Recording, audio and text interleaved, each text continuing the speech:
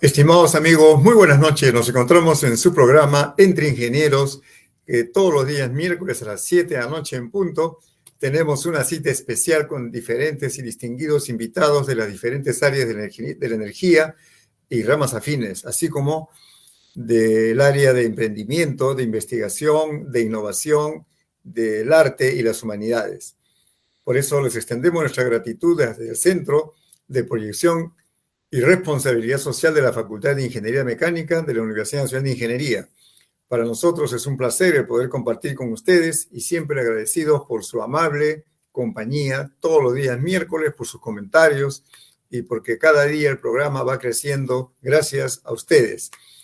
Este día es muy especial porque tengo a un predilecto amigo, a un excelente profesional, al ingeniero Roberto Carlos Tamayo Pereira. Él es ingeniero mecánico electricista, egresado de acá de la Facultad de Ingeniería Mecánica, con una larga trayectoria en el ámbito industrial, en el ámbito académico, en el ámbito gerencial, en el ámbito de gestión, y que el día de hoy ha tenido la deferencia de poder aceptar nuestra invitación para tratar un tema tan importante para nuestro país como es la transición energética en el sector eléctrico nacional. Buenas noches, Roberto, qué gusto escucharte y gracias por estar con nosotros esta noche.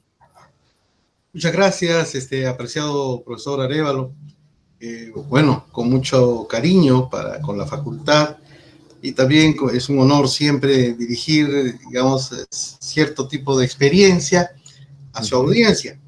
Encantado de poder compartir en esta oportunidad algo que está bastante vinculado a estos días, a lo mediático de estos días, que es la transición energética. Y bueno, gracias también por eso de haber mencionado esa larga experiencia, sí, porque ya casi son pues 30 años, ¿no? De haber egresado de nuestra alma mater, y caramba, esos 30 años significan a esta altura ya de mi vida, digamos, un despertar distinto. Ya seguramente lo vamos a conversar. Claro, justamente esa dinámica que tú tienes y que transmites hacen que la juventud siempre esté presente en cada actividad y eso es lo que hace que las personas que tienen esa pasión, esa visión de vida, ese encanto por seguir aprendiendo y por seguir compartiendo el conocimiento, hace que uno pueda trascender, como es tu caso. Robert, ¿cómo debemos entender el tema de la transición energética? Cuando uno escucha esa palabra o lee en un escrito, ¿qué debe imaginarse cuando uno ve eso o lee o escucha transición energética? La transición energética, digamos, de alguna manera está definida o está conceptualizada por la posibilidad y ya casi obligación de tratar de desplazar, ¿no?, el uso de los combustibles que en la teoría también, porque nosotros que estamos enseñando también en la universidad sabemos que por los procesos de combustión, obviamente, son estos hidrocarburos los que generan más CO2.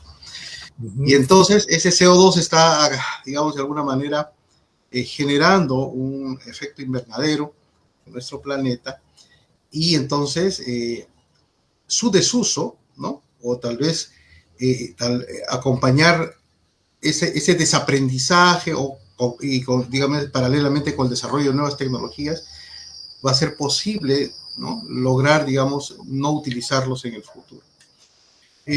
Yo tengo alguna presentación con la cual podría yo, digamos, un poco encauzar estos planteamientos, ¿no? Entonces, no hay problema. Sí, porque claro, después, por ejemplo, para poder explicar cómo podemos desplazar esos usos, ¿no? Bueno, asisten en en estos tiempos energía, pues, no convencional o nueva tecnología, claro, que lo podemos repasar rápidamente, pero son otras aristas también. Entonces, por favor, permítanme compartir esa presentación que es, digamos, bastante, digamos, completa, ¿ya? Pero yo sé que no voy a tener todo el tiempo para poder explicarla, pero permítame, por favor. No hay problema, Robert. Aparte, tu gran capacidad didáctica va a hacer que eso sea espectacular. Sí, gracias, profesor. Mire, En realidad, hace un cierto tiempo y hace no tan largo tiempo, ¿no? Habían, digamos, buenas noticias que nos traían algunos ratios que se estaban logrando en el mundo, ¿no? Había una adaptabilidad de la industria al uso de energías renovables. Las energías renovables habían de alguna manera acompañado el crecimiento de la demanda en algunos países. Por ejemplo, en Estados Unidos, ¿no? Se había marcado un hito, ¿no? En el año 2020, antes del COVID, porque después del COVID, digamos, como que vinieron ratios mejores, pero sabemos que en algún momento la economía se va a recuperar. Entonces, antes del COVID ya se había alcanzado en Estados Unidos, por ejemplo, un mayor uso de renovables frente a los fósiles, ¿no? Además, por ejemplo, estaban proyectando los países que tienen bastante capacidad financiera, ¿no? La construcción de unas centrales que van a ser también un poco el futuro para sostener la mayor penetración de renovables. Es decir, estas centrales que nosotros en la universidad lo habíamos estudiado como centrales pues, de hidrobombeo, ¿no? O sea, ahora le llaman centrales reversibles y que son bastante caras, digamos, pero en el mundo, digamos, desarrollado, estas comprendían parte de su estrategia, ¿no? Para alcanzar esto. Pero en estos días, ¿no? ¿Qué está pasando? Está sucediendo una crisis en Asia y está sucediendo una crisis en Europa, porque en el hemisferio norte, aparte de que los climas, digamos, son más intensos, ¿no? Hay inviernos más crudos, hay veranos más calurosos, ¿no? Tienen será pues porque no tienen una Amazonía que pueda controlar mejor las temperaturas, ¿no? Entonces, y además, sumado a ello, las economías se han reactivado y por lo tanto ha habido una escasez del gas natural. Esto ha provocado que este commodity suba mucho de precio y ha generado una escasez. Una escasez que la han tratado de reemplazar también, por ejemplo, con el uso del diésel y con el uso del carbón. Tal es así que el carbón en estos tiempos, en estos momentos, ha alcanzado su récord máximo, un récord que no alcanzó creo en los últimos 15 años en cuestión a precio, en cuestión también a uso, a cantidad digamos, de toneladas de uso del carbón, en el pleno proceso de tratar de descarbonizar el planeta, ¿no? Entonces, esta situación muy transitoria, esperemos que algunos especialistas han mencionado que va a concluir aproximadamente cuando acabe el invierno en el hemisferio norte, ¿no? Pero no sabemos cuánto también va a paliar o la recuperación o la estabilización de los precios de gas, porque también hay un componente geopolítico, ¿no? Hay muchas, por ejemplo, la OPEP puede de alguna manera plantear cierta cantidad de producción, ¿no? Y eso puede generar cierta especulación, ¿no? Y entonces, a lo mejor no hay nadie ni nada que pueda predecir cuándo este fenómeno de incremento de precios de estos combustibles, digamos, va a decantar o va, digamos, a incrementarse, ¿no? Entonces, eso es un poco, o sea, en conclusión, lo que está habiendo, ¿no? Es bastante incertidumbre.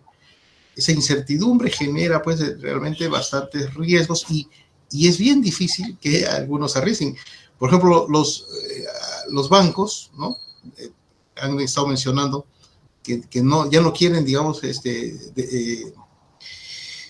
derivar préstamos, digamos, al desarrollo, digamos, de tecnologías estas que tienen que ver con el carbón y con el diésel, pero, por ejemplo, sabemos que China también ya ha manifestado que no va a que su pico más alto de uso de carbón recién se va a dar en el año 25 y por lo tanto el uso del carbón y esa matriz que la tienen como flat, ahí tampoco se va a saber cuándo la van a poder desplazar y entonces hay una complicación y todo eso lo han tratado en esta cumbre de la COP26, ¿no? Que ha derivado con algunas conclusiones que ponen en riesgo, ¿no? Que se pueda de alguna manera alcanzar la meta fijada con compromisos de parte de todos los estados de no sobrepasar el 1.5 grados centígrados en el 2050. O sea, hay preocupación, ¿no? Y tal es así, ¿no? Acá, por ejemplo, estoy enfocando algo que, digamos, parece paradójico, ¿no?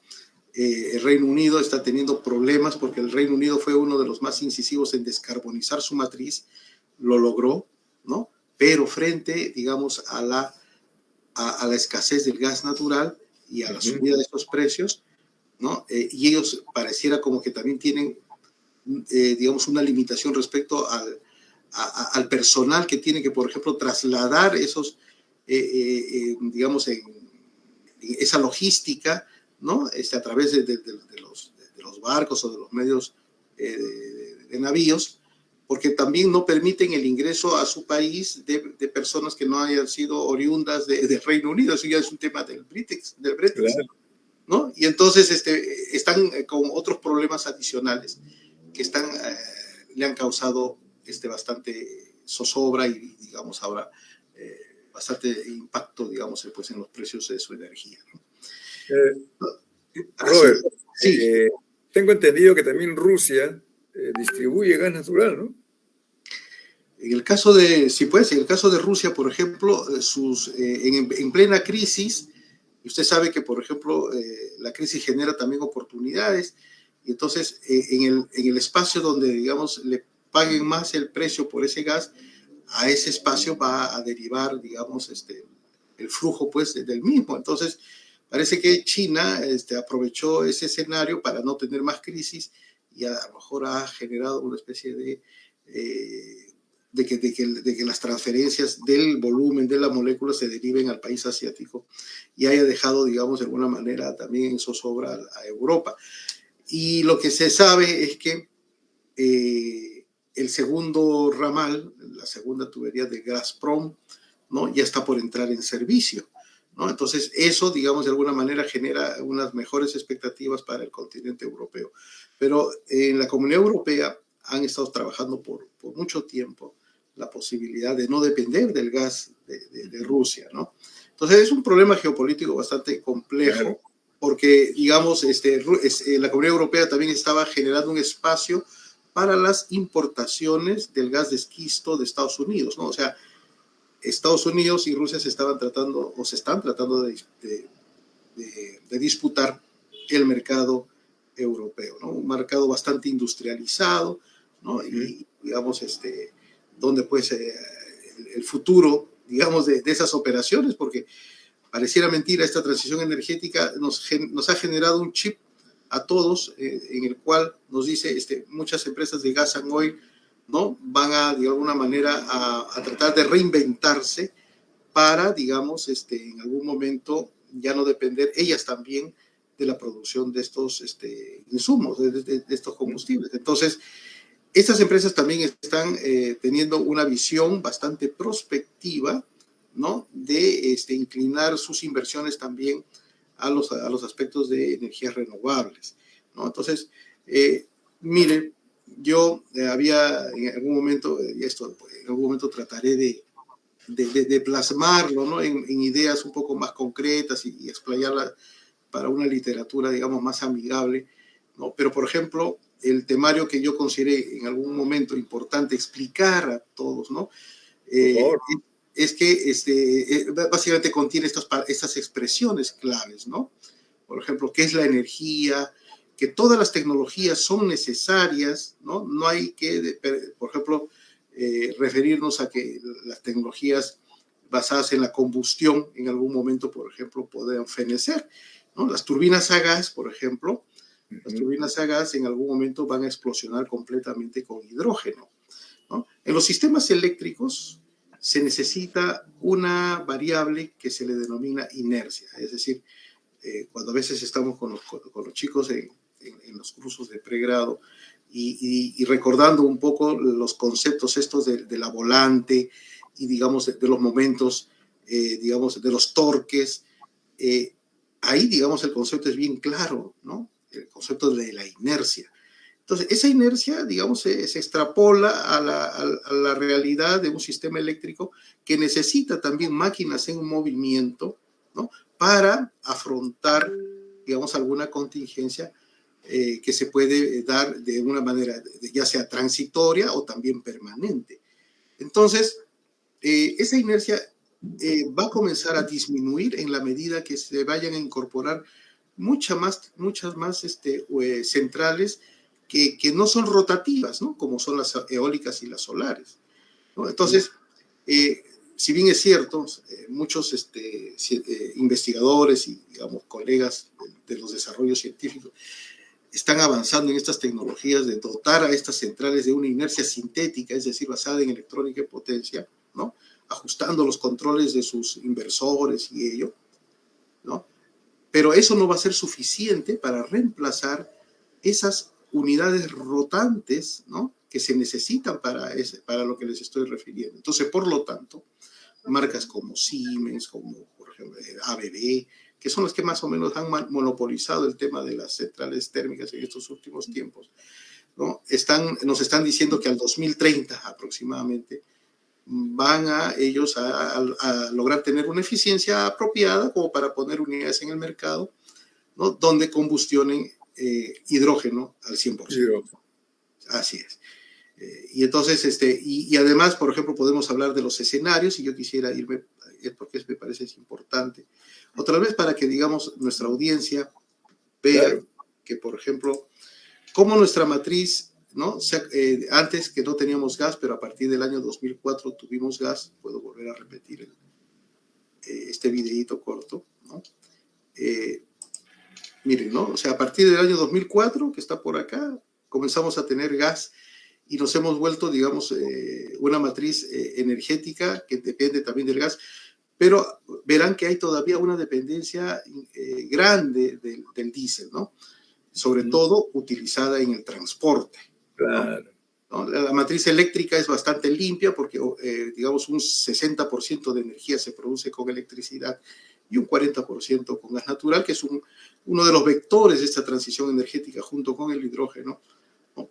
Pero, digamos, en el tema del diésel es donde tenemos problemas y, digamos, los problemas están en la actividad del transporte, situación que nos hace importar el diésel, ¿no? Entonces, muchos colegas digamos, del sector de hidrocarburos hablan esto y dicen, qué bonito es importar cuando los precios, pues, en el exterior son baratos, ¿no? O sea, es importar a precio barato. Pero qué complicado se vuelve, y miren lo que está pasando con el GLP, cuando se trata de importar, cuando se importa a precios que están más caros, ¿no es cierto? Eso es básicamente, ¿no? Nosotros, por ejemplo, somos un país pequeñito, ¿no? Mire, acá hay 1.17 exajoules, digamos, es lo que representa. Estas son unas láminas de nuestro colega Lucho Espinosa, que también es ingeniero reconocido, ¿no? Entonces, ese 1.17 exajoules representa, pues, para el mundo, digamos, la 600ava parte, digamos, de toda la energía del mundo, porque en el mundo aproximadamente son 600 exajoules lo que se produce, o son los requerimientos de energía. O sea, somos un país pequeño, ¿no? Y entonces imagínense la tarea que se tiene que tener para esta gran transición a nivel mundial. Entonces, yo quería ir a los escenarios, ¿no? En los escenarios posibles, y esto es algo que ahora último se está hablando con bastante frecuencia, pero esto de acá ya lo han visto, digamos, hace tiempo muchos visionarios prospectivos, ¿no? O sea, yo trato o sea, cuando uno tiene, por ejemplo, modelos que nos pueden pronosticar cosas, al final esos modelos nos están dando proyecciones, pero no nos están dando una visión prospectiva del futuro, ¿no? Entonces, estas empresas como Bloomberg tiene a especialistas que no necesariamente son ingenieros, esto es multidisciplinario, donde, digamos, dan una visión prospectiva. Entonces, estamos hablando de décadas hacia adelante, ¿no? Por ejemplo, dicen que Japón a veces lanza su prospectiva, ya tiene una preparada hasta el año 2100, ¿no? O sea, hay mucho componente de nueva tecnología y de otros tipos de transiciones. Y acá lo importante es comprender que a veces, por ejemplo, a lo mejor en este escenario, el primero que plantea Bloomberg, que por ejemplo es un escenario bastante verde, ¿no? Escenario verde. Acá, por ejemplo, es bastante optimista también porque hay mucha renovable que va a desplazar a estos hidrocarburos, ¿no es cierto? Y situación que hasta el momento, ¿no? Pareciera que va a ser complicado por lo expuesto, por ejemplo, por China, por lo que está sucediendo en la crisis de Asia-Europa en estos momentos. Entonces, aparentemente, ahora estamos enfocándonos en un escenario en el cual el carbón, ni el diésel van a desaparecer, ni el carbón, ni el gas natural van a disminuir en su utilización como se prevé, ¿no? Como se preveía. Entonces, este segundo escenario, digamos, es el escenario como que fuera un plan B, en la cual, por ejemplo, países emergentes como China, la India, van a seguir todavía incluso construyendo centrales a carbón, ¿no? Pero ya en el caso, digamos, extremo, como que ahora ha generado la preocupación esta en la COP20, en la COP26, ¿no? De que a lo mejor incluso este escenario no va a ser tan favorable para, digamos, ese calentamiento de la Tierra que no debe superar los 2 grados, ¿no? O que podría llegar a superar los 2 grados, ¿no? Y han estado hablando de algunas cifras de 2.4 grados, ¿no? Pero eso se podría evitar, según Bloomberg, y según también lo que estamos ya conociendo las noticias provenientes desde el país asiático, China, que ya están desarrollando, digamos, prototipos basados en energía nuclear de fusión, ¿no? Entonces, están llegando a desarrollar ya y plantean eso, tenerlo pronto a escala comercial, ¿no? Reactores versátiles, no tan grandes, ¿no? Que puedan ser utilizados en grandes ciudades también, ¿no? Porque en el futuro lo que se espera es de que las grandes ciudades crezcan, tengan más demanda energética y entonces esas centrales nucleares bastante versátiles y obviamente con todos los diseños de seguridad, es muy probable que logren, ¿no? Digamos, consolidarse en este tercer escenario, ¿no? Y cada vez es más fuerte las orientaciones hacia este tercer escenario, ¿no? Entonces, eso es un poco la situación actual. El panorama. El panorama. Y además, por ejemplo, ¿no? Las transiciones no solamente son energéticas, sino también culturales, ¿no? No todo va a depender de tratar de no utilizar los combustibles, sino también tratar de que se consuma menos, ¿no? O sea, los modelos económicos de la mayoría de los países industrializados ha basado pues siempre su columna dorsal en el consumo, en tratar de que haya una mayor demanda en el mundo. Entonces parece que eso ya ha sobrepasado incluso los límites de lo que le llaman la sobreproducción de la tierra. O sea, ya no hay ni siquiera espacio ni en el mar ni en la tierra como para que se sigan produciendo, por ejemplo, más alimentos. Entonces, lo que se tiene que pensar es tal vez en bajar un poco los requerimientos de la demanda, ¿no? En algún momento, en unos reportajes importantes que hacía Leonardo DiCaprio, una doctora hindú lo emplazaba y le decía, lo que tienen que hacer ustedes los americanos es bajar su estándar de confort americano, ¿no? y permitir que suba un poco el nivel de confort de tantos millones de hindúes o de indios que hay, ¿no? Entonces, ese yo creo que es un poco uno de los objetivos también que se debe trazar, porque por eso es que no toda la transacción tiene que basarse solo en energía. Bueno, hablar de seguridad energética es hablar de prospectiva, ¿no? O sea, el Perú tiene que contar con un plan energético que hasta el momento no lo tiene. Y también tratar de acelerar los pasos para tener una hoja de ruta para lograr tener un plan tecnológico, ¿no? Un plan que nos diga hacia qué sistema inteligente queremos ir, porque eso va a ser poco a poco, pero en el mundo ya hay muchos países de la región, de nuestro país, de nuestra región sudamericana, que ya cuentan con esos dos tipos de hojas de rutas, ¿no? Un plan energético prospectivo y una hoja de ruta para un sistema inteligente. Cuando... Robert, pero perdón, todo sí, este tema que estás tratando tiene una palabra clave que tú has manifestado: la sensibilidad y la educación en la población. Eso debe, me imagino, comenzar desde el colegio, ¿no? Para que ya en la universidad ellos trabajen con estos con estos parámetros, ¿no? Correcto, es decir, ingeniero, mire, yo creo que uno de los pilares fundamentales de una sociedad, estaba un poco leyendo hace poco la historia de Dubái, ¿no? Y me parece que incluso en el Medio Oriente, con todos los problemas que tienen, ellos nunca han descuidado la educación, ¿no? Porque ese es el pilar fundamental en el desarrollo de las sociedades, ¿no? Sí, gracias por aseverar ello. Mire, y cuando en algún momento, y esto lo escuché de un CEO de una empresa importante de Perú, ¿no? El tema de la rentabilidad, ¿no? Si le preguntaron, ¿y ustedes en qué invertirían en este momento, ¿no? En alguna central, hablando de la actividad de generación, en centrales hidroeléctricas, centrales termoeléctricas, en centrales de energías no convencionales o de tecnología no convencional. Su respuesta fue automática y dijo en tecnologías no convencionales, porque es allí donde, digamos, ellos ven una más alta rentabilidad y una más rápida recuperación de sus inversiones. ¿Por qué? Porque la tecnología ya cada vez es tiene precios más bajos, o sea, es bastante competitiva con relación a las tecnologías clásicas y cada vez, digamos, los sistemas se están adaptando para poder recibirlas, es decir, cada vez se están flexibilizando más, cada vez se están logrando herramientas de control de las variables técnicas para poder, digamos, tener suministros de energía sin problemas, ¿no? Entonces, pero ellos siempre, el sector privado y también las empresas que son a veces también tienen algún origen público, ¿no?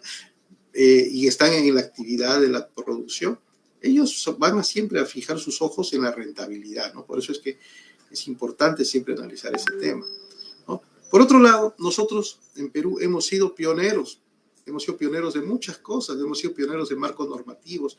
Cuando, por ejemplo, hubo la crisis de los 70, ¿no? Con esto de la OPEP y los petrodólares, y toda esa historia, ¿no? Del encarecimiento del petróleo en esas épocas, ¿no? El Perú en ese momento era exportador de petróleo y además el Perú comenzó a desarrollar mucha investigación,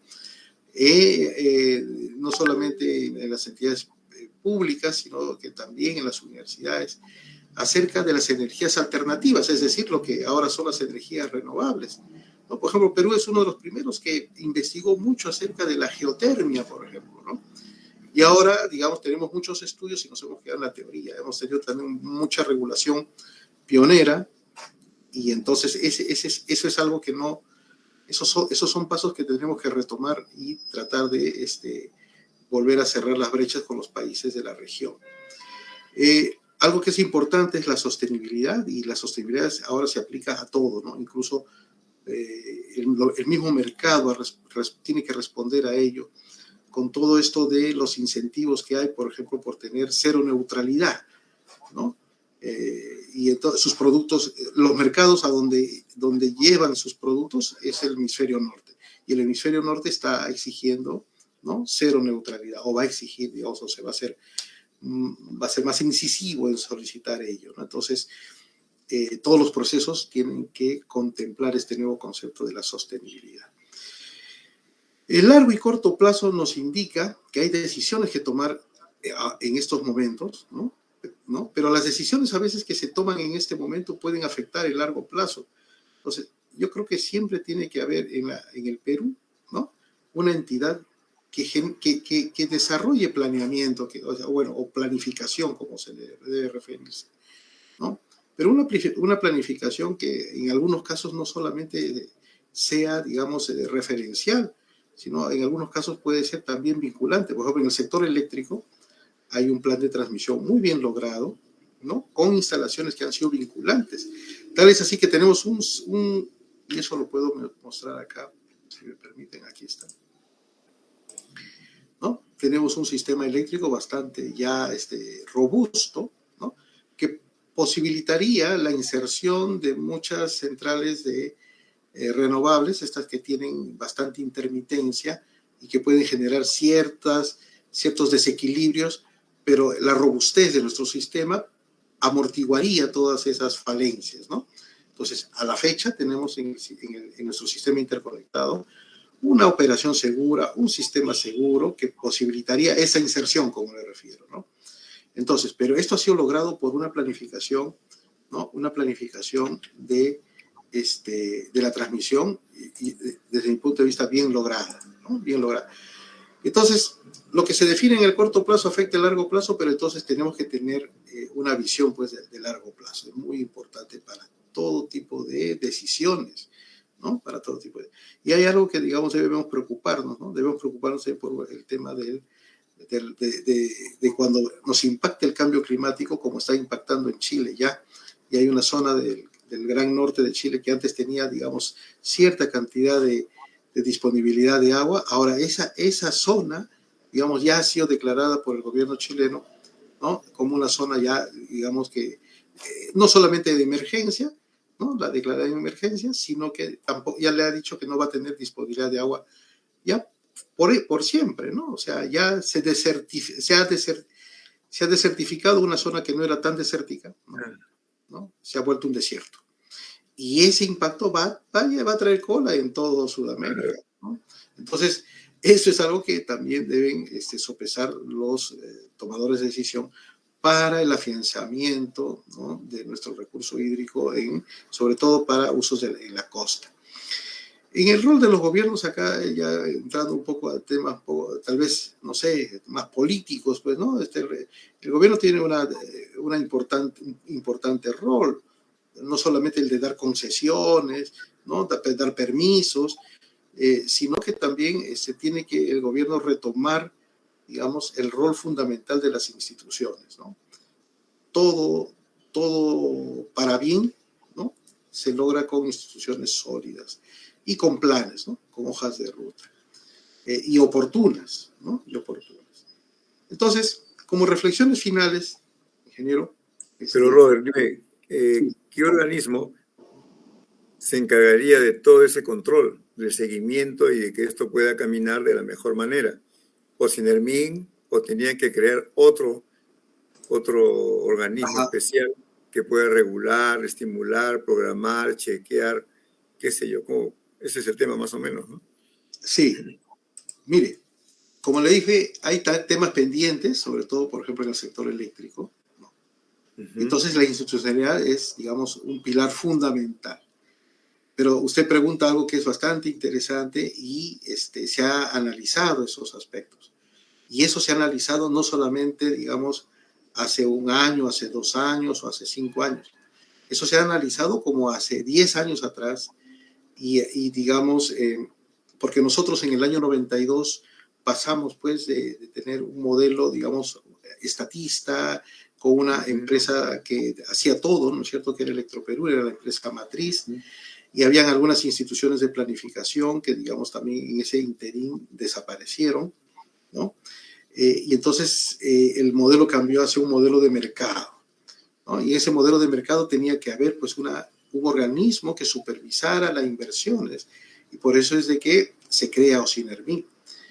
Y tenía además que haber un operador del sistema y un administrador del mercado para los aspectos de la electricidad. En esa época no había muy desarrollado todavía el tema de los hidrocarburos o un mercado para el gas, ¿no? Por eso es de que, bueno, si lo vemos desde el punto energético, aquí faltaría, digamos, también un organismo para el tema del gas, que no existe hasta ahora, ¿no? Y entonces, esa entidad que planificaría, ¿no? Ya ha sido, digamos, propuesta como que tiene que ser otra entidad, ¿no? Y esa otra entidad podría estar adscrita al Ministerio de Energía y Minas, o podría, digamos, dependiendo de cómo que sea lo mejor, adscrita a otra entidad, que puede ser la presidencia del Consejo de Ministros. Pero acá lo más importante es tal vez mencionar que esas entidades existen, ¿no? Y existen, por ejemplo, en Colombia, existen en Brasil, para no ir, digamos, tan lejos. Y una curiosidad, ¿no? Investigando estos temas de qué entidades planifican en los países, me topé con el rol de una empresa consultora, es decir, privada, que le brinda los servicios de planificación al gobierno de Canadá, por ejemplo, ¿no? Entonces, con esto, digamos, se cae el mito de que, digamos, no debemos planificar. Todos los países absolutamente planifican, ¿no? Y como le menciono con ese ejemplo, ¿no? Canadá contrata a una empresa consultora para que con metodologías y teoría de planificación le entregue los resultados para tomar decisiones. Otro ejemplo, por ejemplo, ya más específicamente hablando del sector eléctrico, cuando se tiene que desarrollar una central eléctrica de cualquier tecnología, dependiendo de la envergadura, ¿no? Centrales muy pequeñas, obviamente, que no pasan por el visto bueno, por ejemplo, de las Fuerzas Armadas de Estados Unidos, ¿no? Si estamos hablando, por ejemplo, de una central grande que va a utilizar recursos hídricos, como por ejemplo la presa de Vancouver, Claro. en Las Vegas, ¿no? Por ejemplo, ¿no? Todo ese tipo de proyectos han pasado por el visto bueno de las Fuerzas Armadas de Estados Unidos. Es decir, entran como, por ejemplo, como una especie de revisores en un proceso de estrategia, ¿no? O sea, porque hay que comprender que en estos tiempos de post-COVID, en estos tiempos en que ya no se sabe qué va a suceder adelante, pero sí sabemos que ya todo cambió, ¿no? en estos tiempos hay que desarrollar, y eso habría que, digamos, sugerir a las autoridades ahorita de la universidad, ¿no? Que de la UNI, que, digamos, incorporen dentro de las mallas curriculares cursos de geopolítica, Claro. cursos de inteligencia estratégica y cursos de planificación. Justamente con unos amigos y con unas colegas de mi esposa estábamos reunidos en un evento y me preguntaron acerca de la inteligencia artificial, ¿no? Y yo le digo, Es cierto. es buena la inteligencia artificial, les digo, es fabuloso, o sea, la inteligencia artificial es el futuro, pero mejor, ahorita yo no quiero aprender inteligencia artificial, yo quiero aprender inteligencia estratégica, porque sabiendo lo que quiero, yo voy a saber cómo aplicar la artificial, porque si no sabemos lo que queremos, ingeniero, no vamos a saber cómo aplicar la inteligencia artificial. Ese es un poco el mensaje de este tema. Robert, acá, no cambies eso, por favor. Allá, Regresa. por favor. Sí. Ahí veo los que están ligados acá, ¿no? La institucionalidad, o Sinermin, COES, gremios empresariales, la academia y los gremios profesionales. Y cuando aparece allí los gremios profesionales, me refiero a los colegios profesionales, como el Colegio de Ingenieros. ¿Ese es el tema? Ese es el tema, ingeniero. O sea, ese es el tema. Claro, O sea, sí. hay un rol que en estos momentos, hay un escenario en el cual vamos a hablar de lo nuestro, del Colegio de Ingenieros, que no está en ese escenario. Sería interesante que haga presencia en todo esto que acabas de comentarnos tan didácticamente. ¿Es así el tema? Encantado de ingeniero. ¿No? Sí, mire, repasando algunos anales de la historia de las instituciones, me topé con un documento del año 95 aproximadamente, ¿no? Ya. Un poco, no, del 95, no, perdón.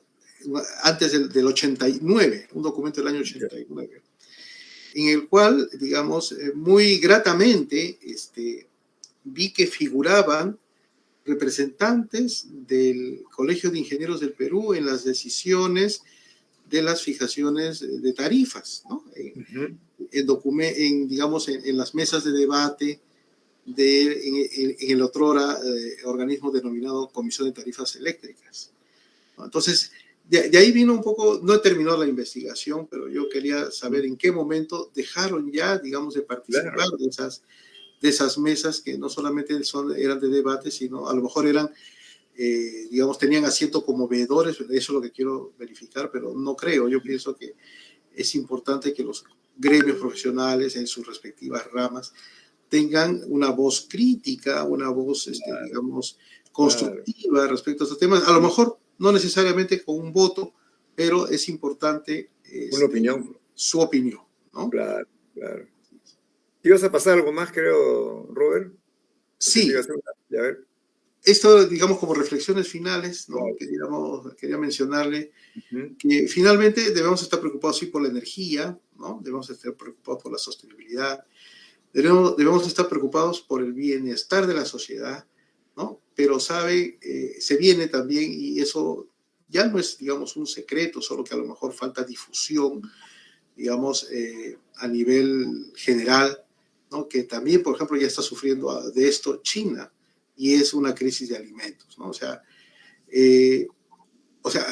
está entre alimentarse y alimentarse, ¿no? O sea, por ejemplo, todo lo que ha sucedido con el COVID y digamos, hemos tenido los lamentables decesos por comorbilidad de muchas personas conocidas, ¿no? Que han sufrido, por ejemplo, de hipertensión, de temas que tienen que ver con la diabetes y otros. Y mire, y eso es también, digamos, producto de una mala alimentación, ¿no? Entonces, y la crisis viene también por ese lado, porque mientras nos alimentemos de una manera más inadecuada, vamos a tener mayor cantidad de mortalidad frente a cualquier otro problema, ¿no? No necesariamente de un tema más de COVID o de una cepa distinta, sino que justamente los problemas de alimentación es porque ya están cambiando en el mundo, ¿no? O sea, tiene que ser de otra manera enfocado. Un amigo me decía, Roberto, te estás olvidando de pensar en algo, ¿no? Que la energía vital te la dan los alimentos, ¿no? Entonces, en función a ello, ¿no? Entonces, la transición energética debe contar con una estrategia.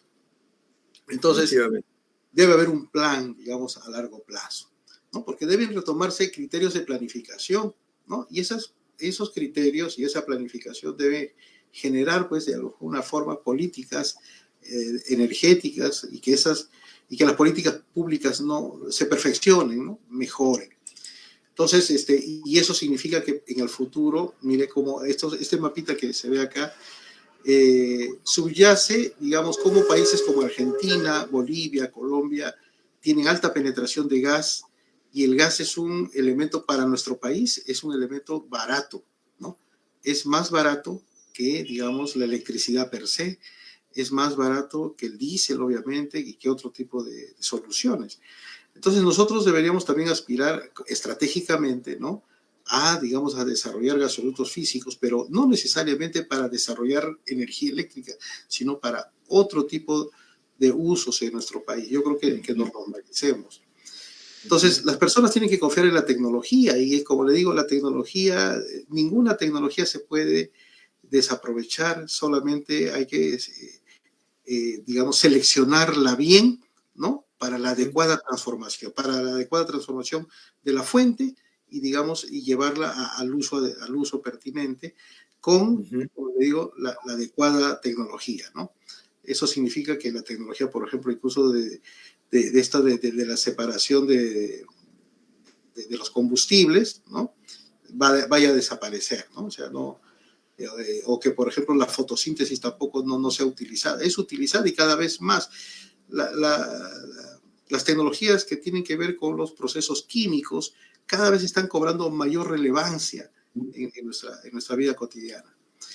Pero va a haber un problema de crisis, ¿no es cierto? Entonces, la sugerencia es de que todos, absolutamente, y también la caja fiscal, ahorre, ¿no? Ahorre para el futuro. Y la institucionalidad, pues, es una situación, digamos, insoslayable, ¿no?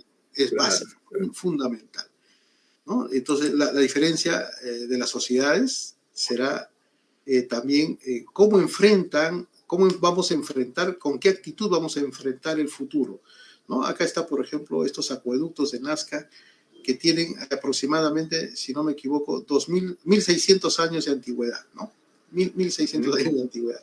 Entonces, siguen vigentes, ¿no? Entonces, eso significa, pues, que, digamos, los conceptos de actitud frente a la vida son fundamentales. Entonces, se requiere una nueva memoria colectiva para todo esto, ¿no es cierto? Y entonces, yo creo que tenemos que empezar no solamente pensando en que la transición energética es desplazar los combustibles más contaminantes, sino que tenemos que cambiar nuestro estilo de vida también, estimado profesor Arévalo. Roberto, yo te he escuchado en muchas oportunidades y hoy día lo ratificas, esa pasión, ese compromiso que tienes tú por el desarrollo de todo el ambiente energético, como tú muy bien lo defines. y haces una tarea didáctica acá en la universidad, en diferentes escuelas profesionales, en otras universidades, en otros lugares. Pero es una pregunta ajeno a la academia. Sé que estás como candidato en el capítulo de Ingeniería Mecánica y Mecánica Eléctrica en el Colegio de Ingenieros del Perú. Esa aventura maravillosa en la cual te encuentras, ¿qué te ha motivado a participar en este evento que el día domingo son las elecciones? ¿Qué te motivó a participar de la manera como lo estás haciendo, con toda la gente que te conoce, compañeros de estudio, exalumnos, bueno, y toda la comunidad del área, del capítulo a la cual tú pretendes acceder? Cuéntanos esa historia, por favor, cómo nace la idea, y luego te preguntaré básicamente cuáles son tus propuestas y cómo va el tema ese. Cuéntanos, Roberto, y te felicito por haber tenido la decisión de participar en las elecciones. Muchas gracias, estimado profesor. Mire, en realidad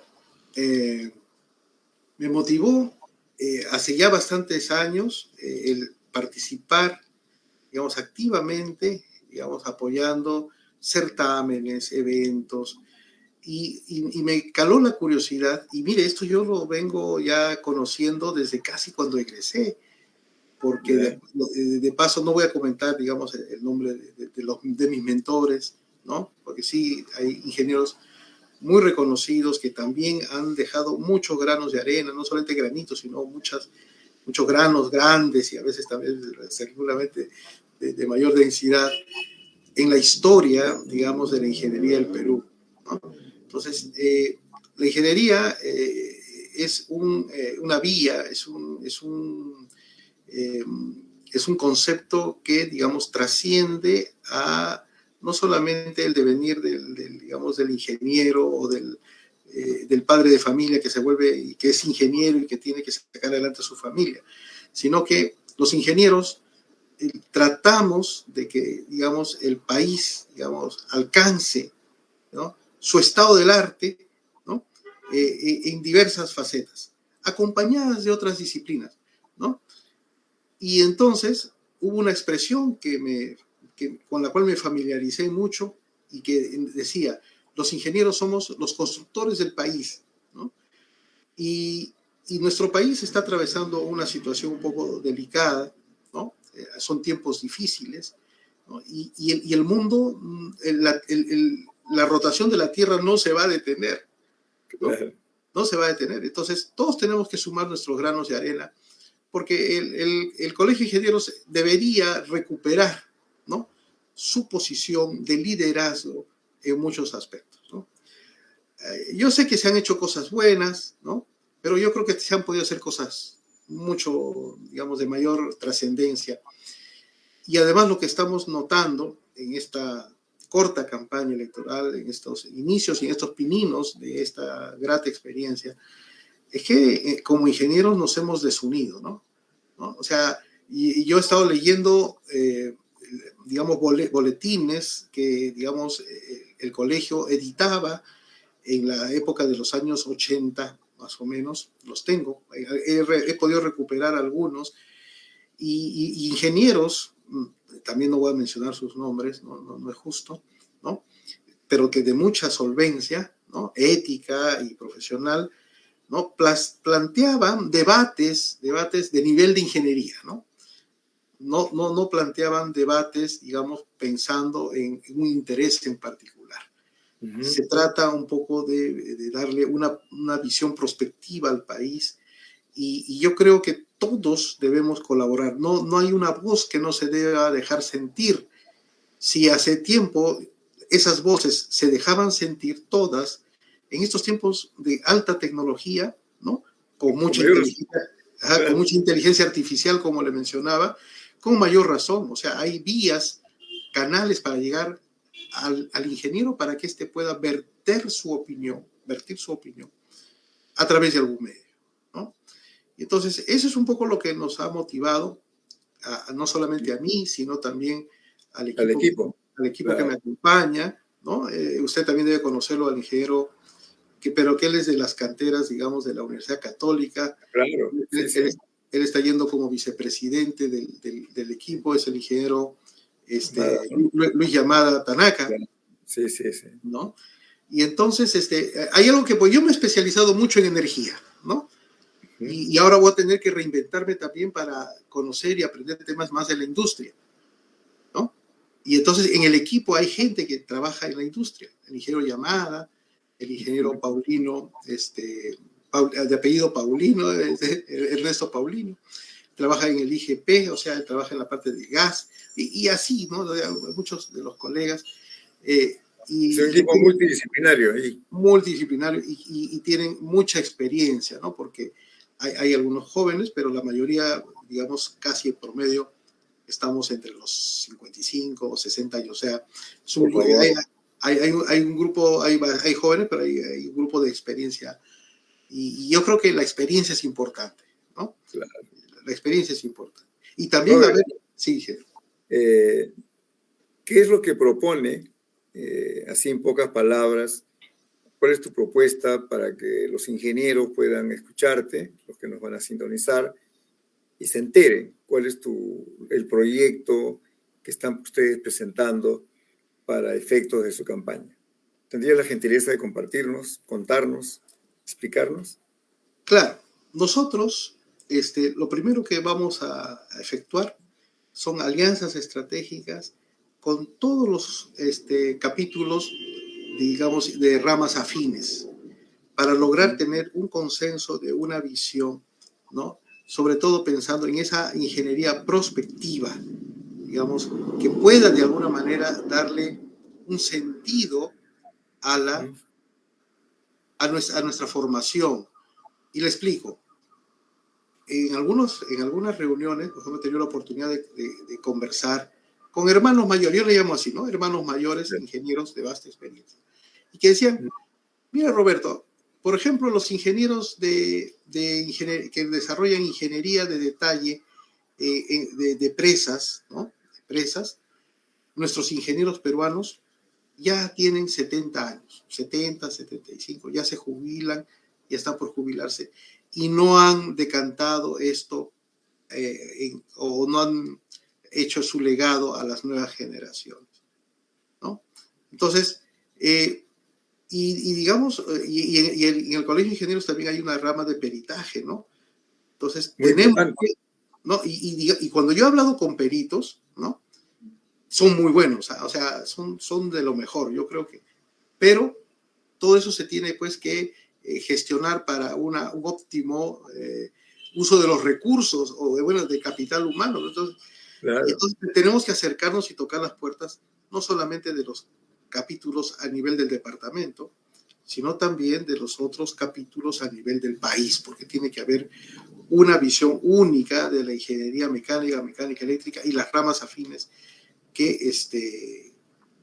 digamos que estamos ahora pues tratando de ganarnos un espaldarazo para una nueva gestión, ¿no? El otro aspecto son las capacitaciones y que tienen que tener un realce no solamente nacional, sino internacional, ¿no? Por ejemplo, ¿no? Ingenieros que puedan ver el estado del arte de cómo avanza el tema de la fusión nuclear, ¿no?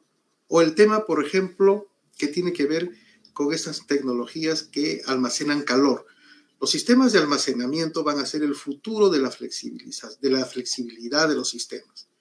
Yo tengo un lema, ¿no? Yo digo, puede haber cualquier problema en cualquier tipo de sistemas, pero nuestros sistemas, desde su génesis, están diseñados como para poder amortiguar cualquier tipo de oscilación, ¿no? Y, digamos, obtener finalmente el control de esas variables, ¿no? Y entonces, ese tema de control, ¿no? Ese es un poco el futuro. Entonces, tienen que haber ingenieros especializados en ese estado del arte. No es justo, ¿no? Que solamente estemos exportando, digamos, softwares, ¿no? Y que, digamos, se desarrolle pues el proyecto muy bien, pero, digamos, a veces con profesionales que vienen a trabajar de otros países, sí, pero que no dejan escuela, ¿no? Entonces, esa capacitación tiene que ser tangible y tiene que ser internacional, ¿no? Y otro aspecto no menos importante, digamos, como parte ya de poder tratar de convencer a los colegiados que no están habilitados, porque muchos dicen, el colegio no me brinda ninguna oportunidad de nada, ¿no?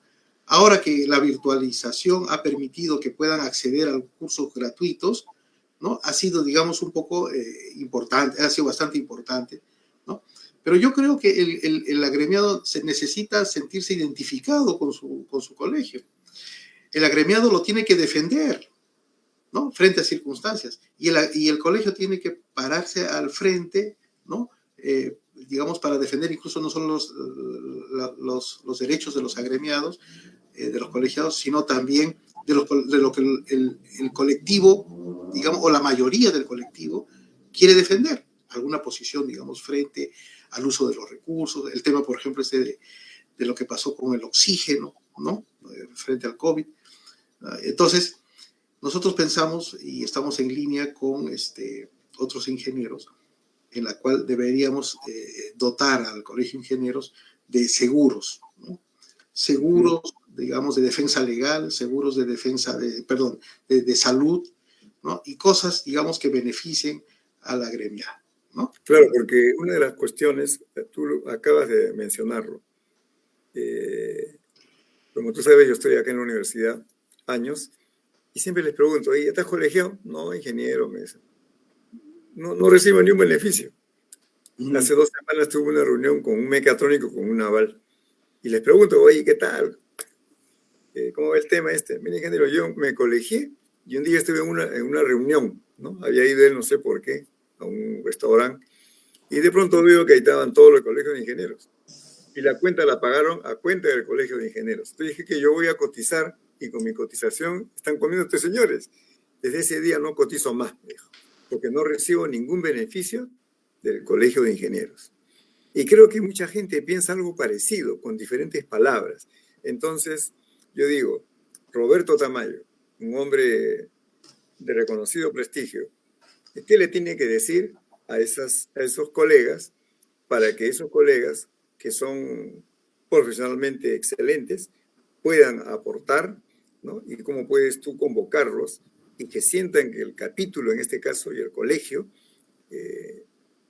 los recibe, los acoge y tiene un espacio en el cual ellos también puedan hacer actividades o se sientan, como tú dices, protegidos, acompañados en su actividad profesional y personal. ¿Cómo es ese tema, Roberto? Gracias. Mire, y no solamente protegidos, sino que tenemos que recobrar la autoestima del ingeniero peruano, ¿no? Yo he visitado varios países, he tenido la oportunidad, se me ha permitido, gracias a Dios, gracias a las circunstancias, ¿no? Y en cada lugar respetan al ingeniero peruano, porque tenemos talento, ¿no? Pareciera como que tendríamos, como que somos descendientes de algunos que han desarrollado ingeniería ancestral, claro. Y eso está en nuestra genética, ¿no? Y entonces, el ingeniero peruano también, aparte, digamos, de que el gremio a lo mejor, o el colegio no ha estado dando los alcances de los beneficios necesarios, ¿no? Tampoco ha trabajado en una estimulación para esa autoestima, porque nuestra firma, ¿no? Debe valer, claro. ¿No? O sea, la firma, con mucho orgullo deberíamos firmar y decir, pongo mi sello sí, porque esa firma la van a valorar.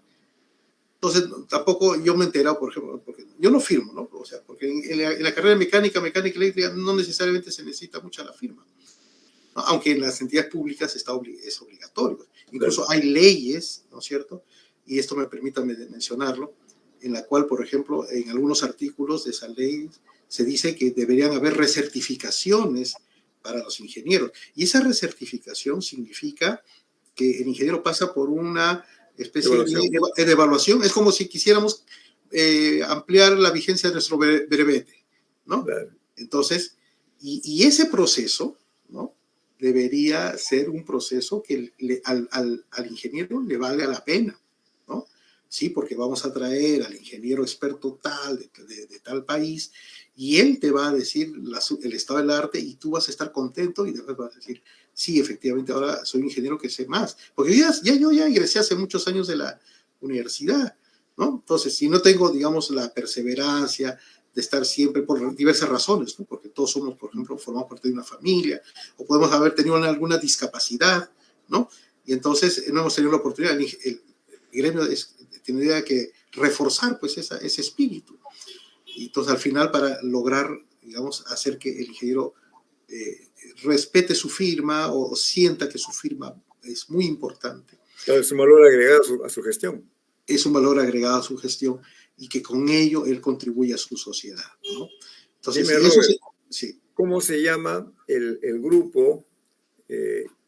Porque hay un número que te han asignado seguramente. ¿Cómo se llama tu grupo que el día domingo está en la competencia, en la contienda electoral? A ver, Robert, ahí está, muy bien. Permítame compartir, Claro, profesor, no problema, no hay problema. Disculpándome por la confianza, ¿no? Nosotros somos el grupo que representa al CIME con el número 6 del Consejo Departamental de Lima. Nos acompaña en el equipo el ingeniero Luis Yamada Tanaka y, digamos, 9 profesionales más de la cantera. De esos 9, son 6 profesionales de la UNI. Sí. Está acompañándonos un profesional de la Universidad de Ica, ¿no? Entonces, yo creo que somos un gran equipo. Ahí están todas las sangres, Robert. Ahí están todas las sangres y están todas las edades también, está la experiencia, claro, la juventud, ¿no? Y el deseo de querer nuevamente hacer una buena gestión, ¿no? Claro. Tal vez el periodo no es de 3 años, no va a significar un cambio completo, pero digamos, tenemos que volver a restablecer, digamos, ese espíritu, digamos, sobre todo del capítulo de mecánica y mecánica eléctrica y ramas afines. Fíjate, Robert, acá dice el doctor Fernando Carrillo, mis saludos cordiales al ingeniero Arevalo y al ingeniero Roberto Tamayo. Muchas gracias. Por permitir que uno participe de este evento. Fernanda Bernuy, saludos y estimados ingenieros. Juan Bautista, mi felicitación, estimado colega Antonio, y otro especial a Roberto, siempre dispuesto a colaborar y participar en actividades de la academia. Un abrazo a los dos. Juan Bautista, profesor principal de la UNI de la FIE. Muchas Isabel gracias. Salazar, saludos, nos envía. Joel Ramírez Pretel también nos felicita por tu participación. Entonces, este domingo son las elecciones. Este domingo son las elecciones y yo... ¿Presenciales o virtuales, Roberto? Disculpe. ¿Presencial o virtual? Es presencial, ¿no? Hay un grupo de colegas y bueno, yo creo que debíamos haber avanzado hacia una mayor participación de agremiados a través de unas elecciones virtuales, pero bueno, ya no se dio. Entonces, todos tenemos que tratar de ir a votar, ¿no? ¿Y cuál es el eslogan de tu grupo? El eslogan de mi grupo es, no hemos practicado un eslogan que al ya clásico sumado del sí se puede, ¿no? Claro. Pero nosotros somos, pues, el equipo de la prospectiva, ¿no? O sea, nuestro eslogan es por una ingeniería prospectiva, estimado ingeniero. Entonces, por una ingeniería prospectiva, este domingo 21, no marques por ninguno, solamente por el número 6. Muchas gracias.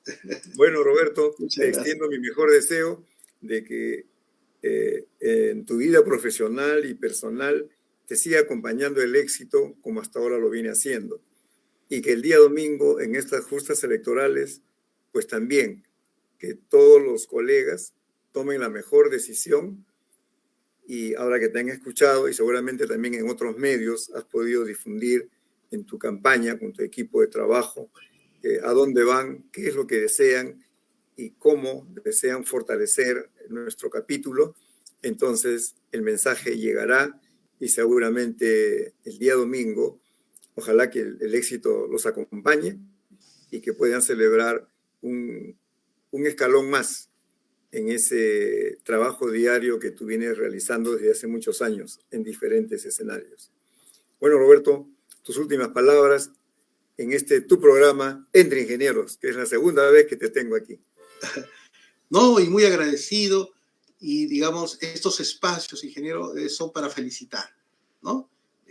Para reconocer, porque son, digamos, minutos muy valiosos del tiempo de las personas. Y lo mejor que uno puede hacer es, por las personas, es tratar de dedicarles un tiempo.